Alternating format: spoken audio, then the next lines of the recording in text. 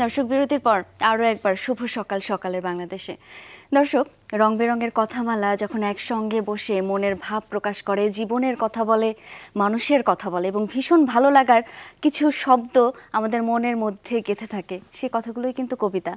এরকম একজন অতিথি আমাদের সঙ্গে আছেন, একজন বাচিক শিল্পী, সেই সঙ্গে অভিনেতা, গানও করেন হাসান মাহাদী লালটু। শুভ সকাল আপনাকে। শুভ সকাল। শুভ সকাল হাসান মাহাদী লালটু। আজকে আমার খুবই ভালো লাগছে, আমাদের সাপ্তাহিক ছুটির দিন, আজকে হচ্ছে এক ধরনের বর্ষা আছে বাইরে, তাই না? এরকম অন্যরকম একটু অন্যরকম। তো কেমন শুরু হলো আজকের দিনটা, বা সকালটা আসলে কিভাবে শুরু হয়, বা কবিতার চর্চা কি সকাল থেকেই শুরু হয়, বা এক ধরনের ধারাবাহিক একটা চর্চা যেটা সেটা থাকে, নাকি হচ্ছে যে মাঝে মাঝে অন্য সময় দিনের হয়? ধারাবাহিক বলতে সকালে কিছুটা সময় সরাসরি কবিতা না দিলেও সকালটা শুরু হয় গলা সাধার কাজ দিয়ে আর কি, হারমোনিয়াম নিয়ে বসে কিছুটাক্ষণ। সেটা নিশ্চয়ই কবিতার প্রয়োজনেই, সেটা গায়ক হবার জন্য না, কবিতার প্রয়োজনেই। এবং সেটি সকালেই শুরু হয়।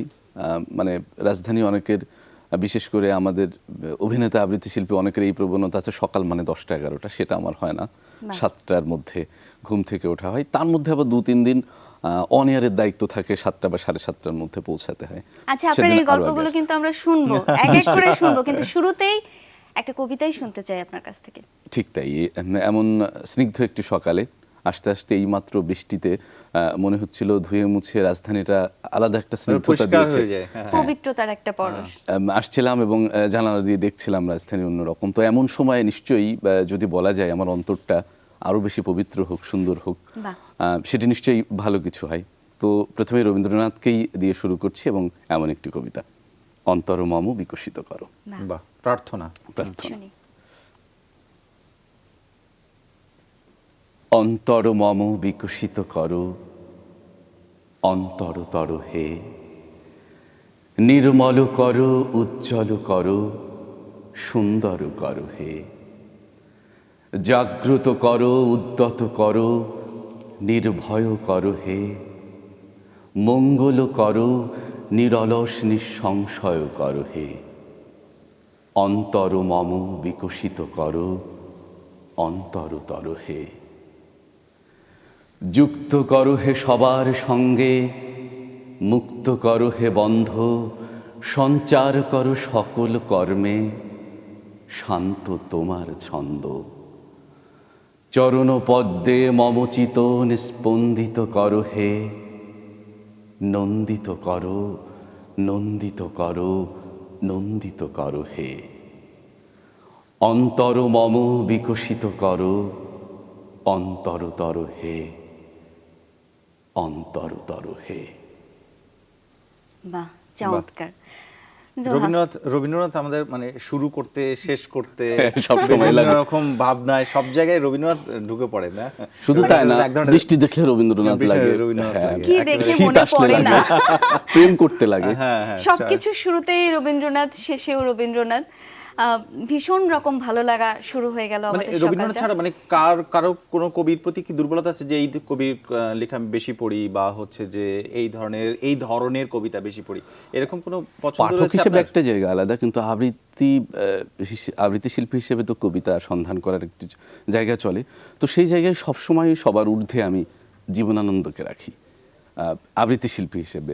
ওই জায়গাটা আর কোথাও আমি মেলাতে পারি না, ওইটা আলাদা একটা ভালো লাগার জায়গা। যদি এটা কি পড়ার জন্য, নাকি হচ্ছে আবৃত্তি শিল্পী হিসেবে এবং ওটার মধ্যে মিশে যেতে পাঠক হিসেবেও একটা আলাদা জায়গা।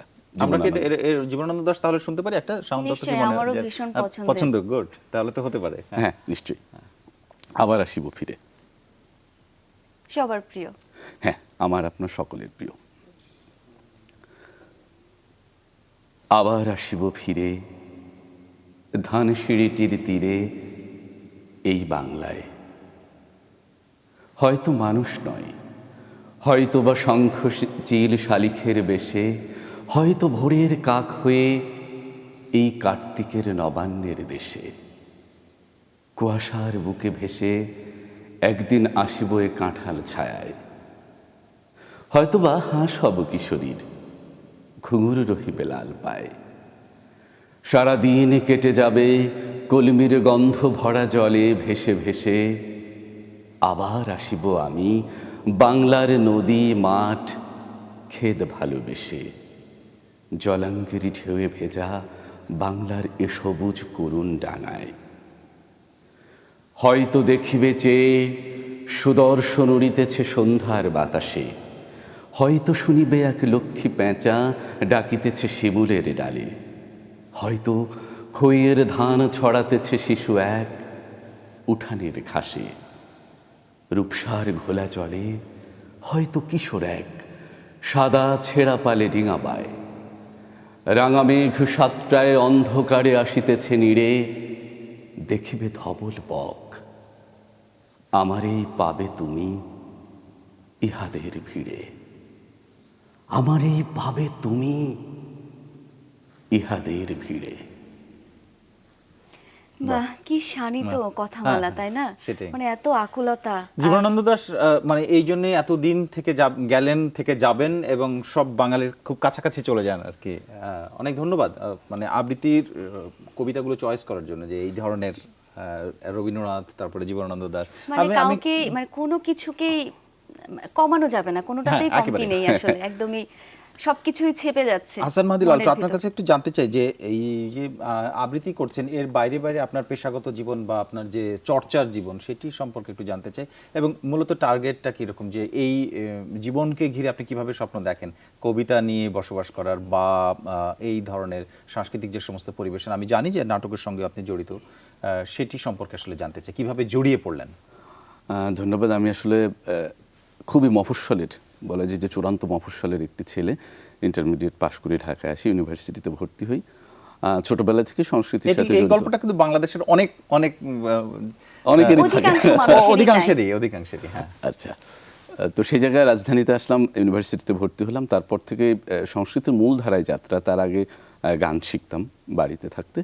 তো ঢাকায় এসে আমার লেখাপড়া সর্বশেষ Dhaka university television, film and photography থেকে। এবং আমার একাডেমিক জীবনের সব ক্ষেত্রেই রেজাল্ট সেরা 5-এর মধ্যে ছিল, কখনোই সেটা 5-এর বাইরে যায়নি। তো আমি একটা চূড়ান্ত ঝুঁকি নিয়েছি, সেটি হয়তো আপনি আগেও জেনে থাকবেন। সেটি হচ্ছে এই দেশে একজন সংস্কৃতি কর্মী, একজন গণমাধ্যম কর্মী মানে চূড়ান্ত ঝুঁকির মধ্যে ঝাঁপিয়ে পড়া। যেটি আমি অনায়াসেই একটু কর্পোরেট জীবনে যেতে পারতাম, ভালো একটা চাকরি নিতে পারতাম, সেই একদমই ওই লাইন থেকে বেরিয়ে এসছি। অর্থাৎ বিসিএস পরীক্ষার জন্য কোনোদিন ফর্ম পূরণ করিনি, চাকরির কোনো আবেদন করিনি। সেটা একটা ঝুঁকি নেওয়ার কারণ হচ্ছে শিল্পী হিসেবে কাজটা শতভাগই করতে চেয়েছি। তো সে লক্ষ্যে মঞ্চে, টেলিভিশনে এবং ফিল্মে অভিনয় করে যাচ্ছি, আবৃত্তি করছি ব্যক্তিগতভাবে। এবং আমার একটি সংগঠন রয়েছে বৈঠক, 2017 সালে সেটি যাত্রা শুরু হয়েছে। বিশেষ কিছু দর্শন নিয়ে সেটা শুরু হয়েছে। তার আগে আমি দীর্ঘদিন আবৃত্তি করেছি অধ্যাপক আব্দুল্লাহ আবু সাইদ স্যারের তত্ত্বাবধানে বিশ্ব সাহিত্য কেন্দ্রে আবৃত্তি সংঘ নামে একটি উইংস রয়েছে সেখানে। তো সেই আবৃত্তি শিল্পী, এর বাইরে আমার একটি জায়গা তৈরি হয়েছে, পেশাগত জায়গা, ওইটার উপর আমি বেশ খানিকটা নির্ভরশীল। সেটি হচ্ছে ডাবিং, বাচিক শিল্পের জন্য ডাবিংয়ের একটি ভালো ক্ষেত্র আমাদের দেশে এই মুহূর্তে তৈরি হয়েছে। এবং বেশ কিছু টেলিভিশন চ্যানেল বলা যায় যে তাদের 70-80% নির্ভরতা ডাবিংয়ের উপর, অর্থাৎ বিদেশি বিভিন্ন সিনেমা সিরিয়ালের উপর। সেখানে আমি চরিত্রগুলোর অনুবাদ অন্য কেউ করে, ভয়েস দিচ্ছি বিভিন্ন চরিত্রে। এই কাজটি নিয়মিত করে যাচ্ছি টেলিভিশনের বাইরে। অর্থাৎ এই জায়গাটা একটা পেশা। হয়তো যখন কাজ শুরু করেছিলাম চেয়েছিলাম শুধুই অভিনেতা হব, আবৃত্তি শিল্পী হব। তো কাজটার সাথে যদি লেগে থাকা যায়, কখন কোন মাধ্যমে আরেকটা জানালা খুলে যাবে এটা আসলে কেউ জানে না। ডাবিংটা আমার কাছে এরকম, আমি কোনোদিন কল্পনা করিনি যে ডাবিংয়ের উপর আমার পেশাগত এরকম একটি নির্ভরশীলতা তৈরি হবে বা এরকম একটি বাজার তৈরি হবে। তো এখন শত শত ছেলে মেয়ে কিন্তু ডাবিংকে শতভাগ পেশাদারিত্বের সাথে চাকরি করছে, কাজ করছে, এরকম একটি জায়গাও তৈরি হয়েছে। তো আমি সেখানে কাজ করছি। একাধারে অনেকগুলো কাজ করা হচ্ছে। হ্যাঁ, সেটার পাশাপাশি প্রচুর বিজ্ঞাপনে ভয়েস দিই, এখন ডকুমেন্টারিতে ভয়েস দিই। আপনার সাথে বেশ কিছু কাজের আমার উপভোগ আছে, সেটি বাংলাদেশ বেতারে আমরা কিছু কাজ করি, সেখানে আলাপ হয়। আবৃত্তির কাজ করছি। আর সব কিছুর ঊর্ধ্বে আমি একটু নিয়ন্ত্রিত এইটাই জায়গায়, আমাদের এই প্রজন্ম, আমি তো এই প্রজন্মের ছেলে মেয়েদের মধ্যেই যেহেতু কাজ করি, এই প্রজন্মের একটা বড় সমস্যা হচ্ছে রাতারাতি তারকা হবার একটা প্রবণতা। সেই জায়গাটা আমি একটু নিয়ন্ত্রণে রাখতে চাই, যে হুট করে কালই তারকা হব এটা না হয়ে আমি যেন শিল্পী হই এবং জীবনের শেষ দিন পর্যন্ত যেন শিল্প নিয়ে বেঁচে থাকা যায়, সেই লক্ষ্যে আমি একটু সুচিন্তিতভাবে কাজ করি। একটু আবৃত্তির বাইরে যে বিষয়গুলো বলছিলেন সেখান থেকে কিছু শোনাবেন? হতে পারে গান কিংবা ডাবিং এর যে চরিত্রগুলো আপনি করেন বা অভিনয় করেন, আমি দুটোই শুনতে চাই। আপনি যেটা প্রেফার করেন, আগে কোনটা করবেন? আচ্ছা, গানে যেতে চাই। তার আগে বলতে চাই, বস্তুত আমি কোনোভাবেই সঙ্গীত শিল্পী বা গায়ক হিসেবে দাবি করি না। এবং সেই অর্থে গানটা করতেও চায় না। যেহেতু ছোটবেলায় গানের একটা হাতে খড়ি হয়েছিল, সেই চর্চাটা নিয়মিত করি এবং ভালো লাগার একটা নিশ্চয়ই অংশ আপনার জীবনে। তো সেইটার প্রভাব পড়ে হয় কি, মঞ্চ নাটকে দেখা যাচ্ছে প্রতি নাটকেই কোনো না কোনো চরিত্র হয়তো বাউল, সে গান করে, অথবা রাধাকৃষ্ণের পদাবলী নামে আমাদের একটি নাটক ছিল, মঞ্চ নাটক, যেটির পুরোটাই গানে গানে। অর্থাৎ সবই করতে হয় আসলে, মঞ্চ নাটক করতে গেলে অভিনয়ও করতে হয়, কবিতাও করতে হয়, গানও করতে হয়। একদমই। কোনো কোনো ক্ষেত্রে নাচও। হ্যাঁ, নিশ্চিত নিশ্চিত। নাচটা অভিনয় মানে দেখার পুরোটাই সুযোগ আসলে। নাই, বাদ বাকি সব শুনবো। অভিনয় মানেই পুরোটাই কোনো না কোনো ভাবে। তো যে কারণে তখন গানের সাথে দেখা যাচ্ছে ওই গানের চরিত্রগুলো প্রায় সময় আমার চলে আসে। আবার এই চরিত্রগুলো ধরবার জন্য আমরা দীর্ঘদিন সাধনা করেছি, শুধু গানের সাধনা না, এই যারা কীর্তন করে তারা কিভাবে জীবনযাপন করে, তারা কিভাবে খাওয়া দাওয়া করে, তাদের সকালটা কিভাবে শুরু হয়, গানের এই সেই আসরগুলো শুনতে আমরা কখনো কখনো মানিকগঞ্জ, নেত্রকোনা, সাতক্ষীরা ওই প্রযোজনাগুলোর আগে আমরা এই কাজগুলো করে বেড়াতাম। কীর্তনের মতো কিছু শুনতে যাচ্ছি আমরা। কীর্তন ঠিক না, বাউল আমি একটা অঙ্গে গান কিছু শোনাতে আমার চাই মনে যে হচ্ছে। গানটি জাতীয়ভাবে হয়তো কেউই চেনে না, আমাদের অঞ্চল বৃহত্তর যশোরের আচ্ছা। লোকের মুখে মুখে ফেরে এরকম একটি লোকসঙ্গীত আমি শোনাতে চাই, অপ্রচলিত। নিশ্চয়ই। নিশ্চয়ই।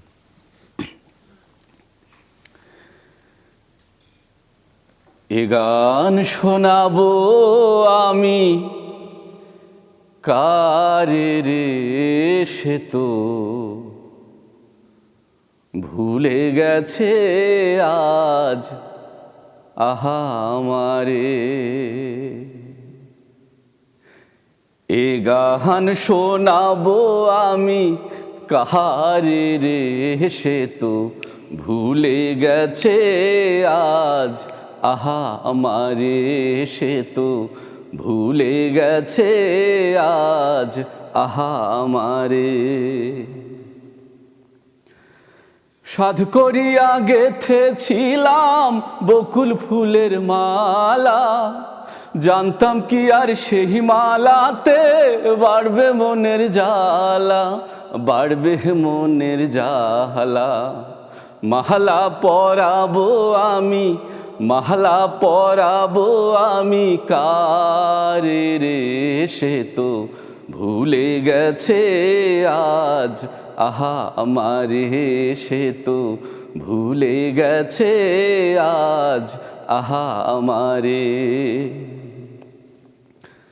বেঁচে থেকে আছি আমি হয়ে জানতে মহরা, বন্ধুর সাথে পিহিরিত কহরা, সাপের লেজে পারা, সাপের লেজে পারা।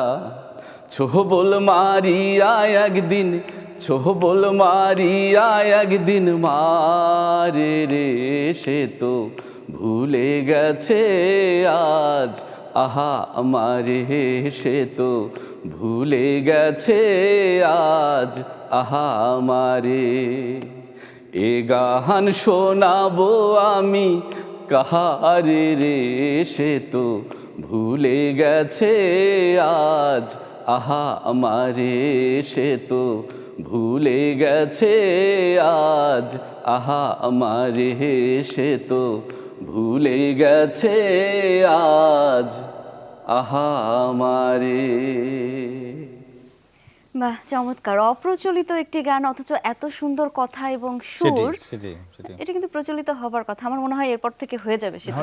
লালটু, আমার মনে হয় যে এই যে গান বা কবিতা কোনটা স্বাচ্ছন্দ্য বোধ করেন, বা এটা তো এক অঙ্গে দুই রূপের মতো, এটা একটা স্বতঃস্ফূর্ততার ব্যাপার থাকে, আমার কাজ বা পছন্দের ব্যাপার থাকে। কাজ করতে গিয়ে মনে হয়েছে, যদি আমি ভাবি যে এই সংস্কৃত অঙ্গনে আপনিও কাজ করেন যেহেতু, যদি কেউ বলে থাকে যে আমি অভিনয়টা একদমই জানি না, তার দ্বারা আবৃত্তি করা সম্ভব বলে আমি মনে করি না। একইভাবে কোনো অভিনেতা যদি বলে আমি কোনোদিন আবৃত্তি করি না, আবৃত্তিটা জানি না, তার দ্বারা অভিনয় করা সম্ভব বলে আমি মনে করি না। একটা আরেকটির সাথে কোনো না কোনোভাবে আন্তঃসম্পর্কিত। সঙ্গীতের যেমন ন্যূনতম ধারণা থাকলেও সংস্কৃত অঙ্গনে কোনো অংশেই কাজ করাটা কঠিন, সে ছবি আঁকা হোক, আবৃত্তি হোক, অভিনয় হোক। তো আমার কাছে কোনটি থেকে কোনটি বেশি গুরুত্বপূর্ণ বা বেশি স্বাচ্ছন্দ্য বোধ করছি, সেই জায়গা থেকে বলতে চাই যে কোনোটি পর মনে হয় না। কোনো না কোনোভাবে দেখা যাচ্ছে যখন পড়ছি, উপন্যাস পড়ছি, তখন মনে হচ্ছে ঘটনা কি, এটা তো কালকেই নাটক করা সম্ভব, কেন বানাচ্ছি না। হ্যাঁ, মানে তার মানে কোনোটি না কোনো নানানভাবে আমাকে টানছে। তো সেই ক্ষেত্রে যেটি বাস্তবতা, যারা যখন পেশাদারিত্বের প্রশ্ন দাঁড়াচ্ছে, বেছে নেওয়ার একটা ব্যাপার আসে না। হ্যাঁ, তো সেই স্বাচ্ছন্দ্যের জায়গায় নিঃসন্দেহে সবচেয়ে বেশি উপভোগ করি আমি মঞ্চে অভিনয় করাটা। প্রাণ খুলে, সেটি মঞ্চে, সেটি টেলিভিশনেও না, চলচ্চিত্রেও না, সেই প্রশান্তিটা শুধু মঞ্চেই পাই। এবং এই অভিনয়ের জায়গাটাই আপনার কবিতাও লাগছে, গানও লাগছে, নিঃসন্দেহে। আবার আবৃত্তির মানে ক্ষেত্রেও কিছু ছেড়ে দিচ্ছেন না আপনি। একদম, আবৃত্তির ক্ষেত্রেও কিন্তু সর্বোচ্চ স্বাচ্ছন্দ্য আমার মঞ্চেই, যে আবহটা পাচ্ছি, মিউজিক, সাউন্ড, লাইট মিলে একটা আলাদা ইলুশন যখন তৈরি হচ্ছে, তখন আমার আবৃত্তিটাও আমার দর্শককে কিন্তু কোনো না কোনোভাবে গল্পের ভেতর দিয়ে নাটকে নিয়ে যাচ্ছে, তাকে ভিজুয়াল করা হচ্ছে এবং সেই গল্পটি দেখানো হচ্ছে। এই প্রসঙ্গে আমি একটু আসতে চাই যে আপনি যখন মঞ্চে অভিনয় করেন নিশ্চয়ই আপনার সামনে অনেক দর্শক থাকে, আর এখন কিন্তু দর্শক নেই, মানে এই আছে virtually আর কি। হ্যাঁ, সামনাসামনি নেই। আমি সামনে যেটা নেই, বলতে হ্যাঁ। চাচ্ছি, তো আপনার এই কোন দর্শক সামনে থাকলে আপনি বেশি অনুপ্রাণিত হন? ভালো লাগার জায়গাটা কোথায় কাজ করে? সামনে হল মানে আপনি ভর্তি জানতে দর্শক চাচ্ছেন থাকলে virtually নাকি সরাসরি? ভার্চুয়ালি না সরাসরি, কোনটা আপনার বেশি ভালো লাগে? আচ্ছা, এই ক্ষেত্রে আমার একটি চেষ্টা আছে, যেমন আবৃত্তির ক্ষেত্রে একটা বিষয় আছে যে অনেকেই ভাবে আবৃত্তি মানে তো একটু আতেলি, এটা সর্বসাধারণ কেন এটা শুনবে, তাদের সীমাবদ্ধতা। সর্বসাধারণ কেন শুনবে। আবৃত্তি মানে তাকে একটু শিক্ষিত হতে হবে, তাকে একটু রবীন্দ্র নজরুল পড়াশোনা থাকতে হবে। আমার কাছে এটা যেন ভুল মনে হয়। আবৃত্তিটা যে মানুষটি কোনোদিন স্কুলে যায়নি, তারও ভালো লাগার মাধ্যম যখন নিশ্চয়ই হবে, তাই। তখন নাচ গানের মতো আবৃত্তির একটি আলাদা স্বতন্ত্র বোধ আরো ব্যাপক বিস্তারিতভাবে প্রতিষ্ঠিত হবে। তো আমাদের অনেক গুণী আবৃত্তি শিল্পীদের আমি শুনতে শিখেছি, আবৃত্তিটা তো সবার না, আবৃত্তি যদি রিক্সাওয়ালা শোনে তাহলে তো সর্বনাশ হয়ে যাবে। আমি এটা শুনতে শিখেছি, এইটার আমি উল্টাটা চর্চা করি, যে আবৃত্তিটা যেন সর্বসাধারণের হয়। তবে আমার মনে হয় লালটু, এই জায়গাটা যে আসলে এই সব শিল্প সবার কাছে পৌঁছায়নি একদম। বাংলাদেশের অর্থনৈতিক বাস্তবতার কারণেই হোক আর যে কারণেই হোক, সব জায়গায় পৌঁছায়নি।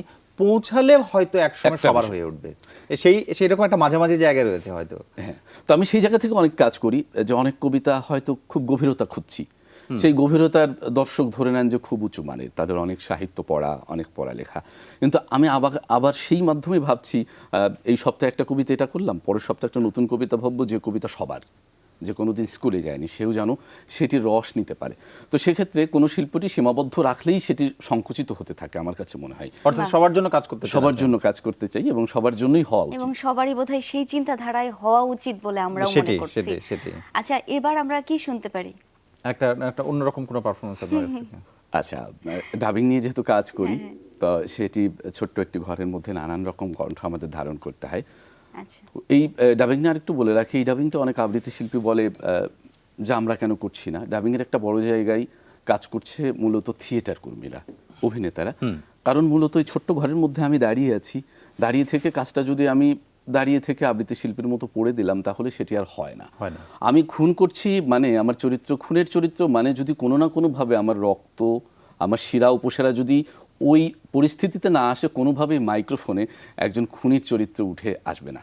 স্বাভাবিক, খুব স্বাভাবিকভাবে এটা তার মানে আসে ওই না। ছোট্ট জায়গাটির মধ্যে আমি যাকে দেখছি, হয়তো আমেরিকার একজন অভিনেতা, সেই অভিনেতা যা যা করছে তার কো আর্টিস্টের সাথে, সেই কাজটি আমার পুরোটা নিতে হবে, কিন্তু আমার আউটপুটটা হচ্ছে শুধুই কণ্ঠ। শুধু সেই কণ্ঠে আনতে গেলে পুরোটাই জানতে হবে। তখন অনেক বেশি দায়িত্ব থাকে একটা, তাই না? হ্যাঁ, নিঃসন্দেহে। মানে সেক্ষেত্রে বলা হচ্ছে কণ্ঠ অভিনয়, আমার শরীরের অভিনয়টি কিন্তু পেছনে থাকছে, কিন্তু যদি আমরা মনে করি যে শরীরের অভিনয়টা না করে করব, সেটি শতভাগ মানে কণ্ঠটা অসম্ভব। রেকর্ড করার জন্য এই ব্যাপারগুলো লাগছে। নিঃসন্দেহে লাগে। তো সেক্ষেত্রে আমার নানান রকম চরিত্র করা হচ্ছে। তো এই ক্ষেত্রে একটা বড় বিষয় হচ্ছে, যে বয়সে আমাকে দেখছেন, আমার অধিকাংশ কাস্টিংগুলো আমার থেকে 10-15 বছরের সিনিয়র, 40-50। সেটি মানে ফোনেও অনেকে কল দিয়ে বলে, আপনি কি লালটু ভাই নাকি, যাকে দেখি ওই যে ইয়াং একটা ছেলে? হ্যাঁ, লালটু ভাই। তো আপনার কণ্ঠে তো সেটা বলে না, তো কেন জানি এরকম একটা ব্যাপার আছে। তো কাস্টিংয়ের ক্ষেত্রে এরকম ঘটনা ঘটে যায়, 50-55 এরকম একটা বয়স। সেই সাথে আরেকটা ঘটনা ঘটে, কৃত্রিম কিছু চরিত্র দিতে হয়। এখন আপনারা জানেন শিশুদের নিয়ে আমাদের দেশে একটি চ্যানেল চলছে এবং ওটা বাচ্চারা খুব উপভোগ করছে, কার্টুন। সেই কার্টুনগুলোকে প্রচুর কার্টুনিস্ট চরিত্র দিতে হয়, তখন কিন্তু কিছু কৃত্রিম চরিত্র দিতে হয়। তা আমি 2-3টা চরিত্র একটু করেই দেখাতে চাই, যেগুলো ইনডোরে আমরা ছোট্ট করে বসে করি। স্পাইক টিম নামে একটা দীর্ঘ সিরিয়ালে আমার একটা বড় চরিত্র ছিল, তো সেইটার একটা চরিত্র থেকে করব, আর একটা কার্টুন কিভাবে করি সেটি। শুরুতে ওই চরিত্রের নামটা বলে দিন যে কোনটা করছেন। একদম।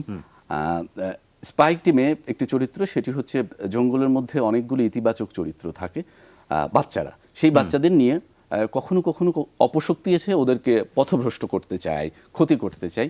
হুট করে তখন দৈবক্রমে আরেকটি চরিত্র আসে, যে চরিত্র ওদেরকে বাঁচাই। ওকে, এই চরিত্রটি আমি ভয়েস দিয়েছি দীর্ঘ একটি সিরিয়ালে। দৈব চরিত্র। হ্যাঁ, আচ্ছা, দৈব ওইভাবেই বলা যায়, কোত্থেকে মানে যে কোনো ওদের কঠিন পরিস্থিতিতে সে এসে হাজির হয় যখন কার্টুনে যেভাবে দেখায় আর কি। ওই যে শুভ শক্তি বলে এরকম কিছু। হ্যাঁ, শুভ শক্তি। এই যে বাচ্চারা, আমি চলে এসেছি, কোনো ভয়ের কিছু নেই। এই তুমি ওদেরকে কি বোঝাচ্ছ? এই ধরো ধরো ধরো ধরো, সবাই ওকে ধরো। এই যখন বলছি সব বাচ্চারা মিলে, তখন আবার ওই চরিত্রগুলোকে আক্রমণ করে সব মিলে বাচ্চারা মিলে তাকে পানিতে চোবাচ্ছে, চলমান আছে। কার্টুনের কথা বলছিলাম, কার্টুনের চরিত্রগুলো প্রকারভেদে আবার আলাদা। কখনো বাস, গণপরিবহন, কখনো গাছ, কখনো পাখি। তখনও ওই চরিত্রগুলোর মোটিভ বুঝে, কোনোটি চিকন, কোনোটি মোটা, ওই চরিত্র কেমন আর কি। হ্যাঁ, তো কখনো দেখা যাচ্ছে একটু রোবোটিক চরিত্র, তার নিজের চলার সক্ষমতা নেই, যে যা বলবে তাই। তখন এই যে আমি এসে গেছি, আপনাদের কি কি লাগবে বলুন, আমি এখনই নিয়ে আসছি।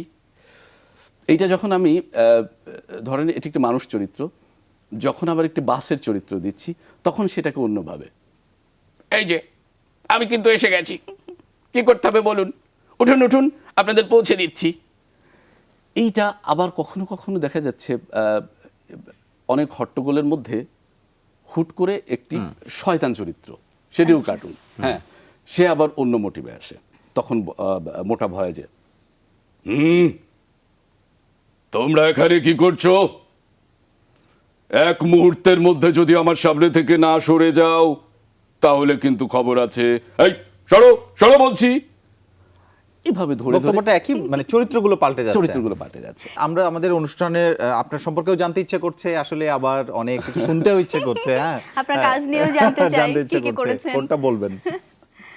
আচ্ছা, কাজ ছেড়ে দিচ্ছি আপনার উপর, আপনি কাজ বলেন নিয়ে যদি আমাদেরকে। বলি, একটু বলে রাখতে চাই, সেটি হচ্ছে বৈঠক আমার প্রতিষ্ঠান। একসাথে অনেকগুলো কাজ করে। বৈঠক আবৃত্তি, অভিনয়, উপস্থাপনা পাঠশালা, যেটা সেটা হচ্ছে এই প্রজন্মকে কিভাবে প্রমিত বাংলায় ধাবিত করা যায়, সে লক্ষ্যে কাজ হচ্ছে। আবৃত্তি, ভয়েস আর্টিস্ট তৈরির কাজটি হয়। সেই সাথে বৈঠক অডিও ভিজুয়াল নামে আরেকটি প্রতিষ্ঠান রয়েছে, যেহেতু আমার পড়ালেখা ফিল্ম মেকিংয়ে, television, film and photography, Dhaka বিশ্ববিদ্যালয়। তো সেখানে আমরা ভিজুয়াল কিছু ভালো কাজ, এবং সেখানে আবৃত্তি নিয়ে একটু পরীক্ষামূলক কিছু কাজ করতে চাই। পয়েটিক ফিল্ম সিকুয়ালে আমি কিছু কাজে যেতে চাই, যেটি মানে যেমনটা মিউজিক ভিডিও বলছি, মিউজিক্যাল ফিল্ম বলছি, কবিতার কিছু ওই চিন্তা করছি, খুব শীঘ্রই করব। আরেকটা হচ্ছে বৈঠক পাবলিকেশনস, আমার আরেকটি প্রতিষ্ঠান, যেখান থেকে শুধু আবৃত্তি নিয়েই নানান কাজ হবে, গবেষণা হবে। তো সেটার ধারাবাহিকতা ইতিমধ্যে 2টি বই বাজারে এসেছে। এটি হচ্ছে 100টি আবৃত্তি শিল্পীদের জন্য উপযোগী 100টি কবিতা নিয়ে একটি সংকলন, সম্ভার শিরোনামে, সেটি পাওয়া যাচ্ছে। নতুন আবৃত্তি শিল্পীরা সেই ভাবে আমার কবিতা পড়তে হবে, কই পড়বো, রবীন্দ্রনাথের এত বড় বই, নজরুলের এত বড় বই, খুব কঠিন হয়ে যায়। তো বাংলা ভাষায় রচিত সেরা কিছু আবৃত্তি উপযোগী কবিতা তাদের জন্য খুব উপকারী একটি বই, নতুন যারা আসবে। সেই সাথে বাচিক শিল্পের সহজ মন্ত্র নামে একটি বই আমার দীর্ঘদিনের গবেষণায় সেটি বাজারে এসছে, এই বই মেলাতে এসছে। তো সেটির কাজ হচ্ছে এই অভিনেতা হিসেবে যারা কাজ করতে চাচ্ছে, আবৃত্তি শিল্পী হিসেবে, উপস্থাপক হিসেবে, অর্থাৎ কথা বলা সংক্রান্ত বক্তা হিসেবে যারা কাজ করতে চাচ্ছেন, তাদের জন্য দারুণ কোনো পারফরমেন্স, মানে কবিতা শুনতে পারি কি, যেটা এই রকম বইগুলোর মধ্যে আছে? বা এতক্ষণ যা করছিলাম সবগুলো এই বইয়ে, এই সংকলনে আছে। আমি এখন একটি পারফরমেন্স করতে চাই, সেটি হচ্ছে আগাম বর্ষা এবার আমাদের মাঝে এসছে। বর্ষা ঋতুটা আসে নাই, আমরা জ্যৈষ্ঠের শেষে আছি, হয়তো 2-3 দিন পরে বর্ষা চলে আসবে। কিন্তু যখন আসছিলাম আজ কয়েকদিন যাবত যে বৃষ্টি হচ্ছে, মনে হচ্ছে বর্ষাকাল। বর্ষা আসলে চলেই এসেছে। আমি সাধারণত কখনোই স্ক্রিপ্ট নিয়ে মঞ্চে উঠি না, তো এটার কারণ হচ্ছে কালকে রাতে একটি টাটকা কবিতা ফেসবুকে একজন কবির পেলাম, তারপরে মনে হচ্ছে এই তো বর্ষা প্রেম মিলে একাকার। এই কবিতাটি লিখেছেন আমার একজন সহকর্মী, প্রিয় মানুষ, লোপা হুসাইন, সঙ্গীত শিল্পী এবং কবি। তো এই কবিতাটি একটু পড়তে চাই। নিশ্চয়ই। ক্ষমা চেয়ে নিচ্ছি, কারণ আমি পাণ্ডুলিপি নিয়ে ঠিক আছে, পড়া হতে যেতেই পারে। প্রেম তো থাকতেই হবে। লোপা হুসাইন। ঝুম বৃষ্টিতে ভিজতে ভিজতে, কাদা জলে ছপ ছপ তাল তুলে তুলে, যখন তোমার হাত ধরে হাঁটছিলাম, মনে হচ্ছিল বুঝি এটাই জীবনের প্রথম বৃষ্টি স্নান। মনে হচ্ছিল এত সুন্দর বৃষ্টি আর কখনো দেখিনি আগে। পায়ে লেগে যাওয়া কাদামাটিও তখন খুব আকাঙ্ক্ষিত বস্তু মনে হচ্ছিল। বড় গাছটার নিচ দিয়ে যাবার সময় পাতাদের কোলে জমে থাকা অনেকখানি জল এমনভাবে ঝরে পড়ল যেন কেউ দুষ্টুমি করে এক ঘটি জল ঢেলে দিল আমার মাথায়। অমনি খিলখিল করে হেসে উঠলে তুমি, আমিও। বুঝতে পারি তুমি পাশে থাকলে প্রকৃতিও স্বর্গের অনুভূতি দিয়ে যায়। জানো জানো আজ একবারও জ্বর হতে পারে ভেবে ভয় হয়নি, বরং শরীরে লেপ্টে থাকা ভেজা কাপড়ের শীতল স্পর্শ শান্তি দিয়েছে মনে। সবুজ ঘাসের উপর খানিক শুয়ে থাকতে মন চাইছিল, কিন্তু ব্যাঙ মামাদের লাফালাফি দেখে চুপসে গেছি। আর তুমি খুব হেসেছো আজ। ভিজতে অনিচ্ছুক তুমি আজ খুব ভিজেছ আমায় নিয়ে ভালোবাসার বৃষ্টিতে। আর ভিজতে ভিজতে তোমার উত্তপ্ত মনের উস্কানি, গাছের ছায় আচমকা সেই গভীর চুমু আমায় এক ঝটকায় নিয়ে গিয়েছিল বছর 3 আগে আমাদের আনঅফিসিয়াল প্রেমের দিনগুলোতে। অনেকেই বলে প্রেমে কি হয়, প্রেম কি থাকতেই হয়? আমি বলি প্রেম তো থাকতেই হবে। ঝুম বৃষ্টিতে, প্রখর রোদে, জ্যোৎস্না কিংবা অমাবস্যার রাতে প্রেম থাকতেই হবে। ভীষণ খরতাপে পুড়ে কিংবা কনকনে শীতে কাবু, তবু প্রেম সে তো থাকতেই হবে। প্রেমহীন জীবন সে যে রোবট হয়েও মানুষের অভিনয় বই কিছু নয়। রোবটেরা শুধু হিসেব কষে মরে, প্রেমিকেরা ভালোবেসে বাঁচে, বাঁচতে ভালোবাসে। প্রেম তো থাকতেই হবে। হ্যাঁ, প্রেম সে তো থাকতেই হবে, থাকতেই হবে। অনেক ধন্যবাদ লালটু। অনেকগুলো বিভিন্ন রকম পারফরমেন্স শুনলাম, অনেক ভালো লাগলো। ধন্যবাদ আমাদের সঙ্গে যোগ দেওয়ার জন্য, আসার জন্য। অনেক ধন্যবাদ আপনাকে। আমরা বিরতি নেওয়ার সময়, বিরতি তো না, একেবারে একেবারে শেষ শেষ করবার পর্যায়ে সময়ই চলে হয়ে এসেছে। গেছে। আবারও একবার ধন্যবাদ জানাচ্ছি আপনাকে আমাদেরকে সময় দেওয়ার জন্য। আপনাকে এবং আপনাদের দুজনকে ধন্যবাদ। খুব গুণী দুজন মানুষ স্টুডিওতে পেয়েছি, এটা একটু ভালো লাগা। জোহা ভাই আমার আগে থেকেই পূর্ব পরিচিত, কৃতজ্ঞতা। সেই সাথে যমুনা টেলিভিশনে যারা দেখছেন তাদের প্রতি কৃতজ্ঞতা, এবং এই আয়োজনের সাথে সম্পৃক্ত যারা আমাদেরকে দেখছে কিন্তু এর পেছনে বিশাল একটি টিম কাজ নিশ্চয়ই করছে, তাই। তাদের প্রতি কৃতজ্ঞতা, ভালোবাসা। আপনাকে যমুনা অনেক কর্তৃপক্ষ ধন্যবাদ। তো আপনাকে অনেক ভালোবাসা। ধন্যবাদ। দর্শক আপনাদের অনেক ধন্যবাদ আমাদের সঙ্গে থাকার জন্য। আশা করছি আগামীতেও আপনাদের পাবো। শুভ সকাল।